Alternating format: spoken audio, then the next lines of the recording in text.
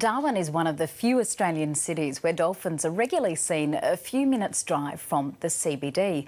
Researchers found that in the past decade, the species found in Darwin Harbour have been declining at a rapid rate, with some populations falling by almost one half.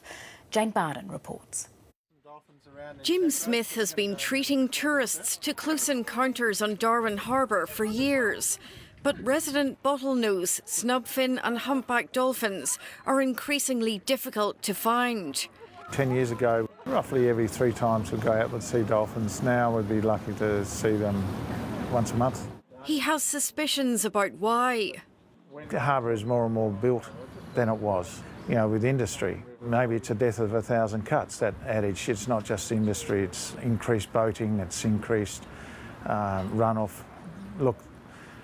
But to understand that properly, we need more research. When going through environmental approvals for its Darwin gas plant, INPEX agreed to fund dolphin monitoring. Government scientists started that in 2011, a year before INPEX began dredging its shipping channel.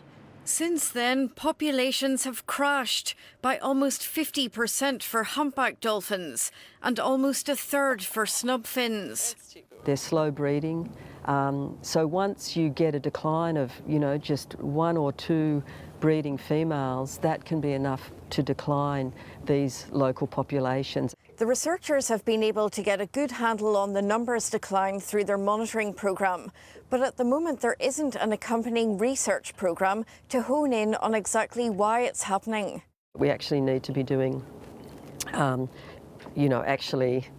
applied on-ground research and monitoring, not just a statement, but actually be doing it. Without funding for that, she can only guess at the causes.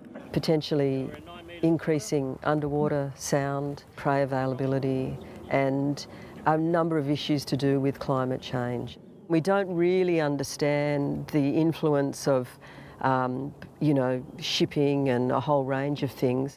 INPEX has told the ABC there's no evidence it has affected dolphin numbers.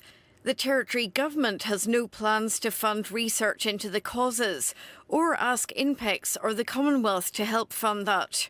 No, not at this stage. It is about, as I said, the funding that's there provided through INPEX, and it's literally millions of dollars. Not quite millions. The remaining $600,000 runs out next year. I'd like to see, specifically for the harbour, ultimately, a plan, not just a policy, where a site like West Arm, for example, is set aside for the animals, not just us. A discussion just starting while the dolphins disappear. Jane Bardon, ABC News, Darwin.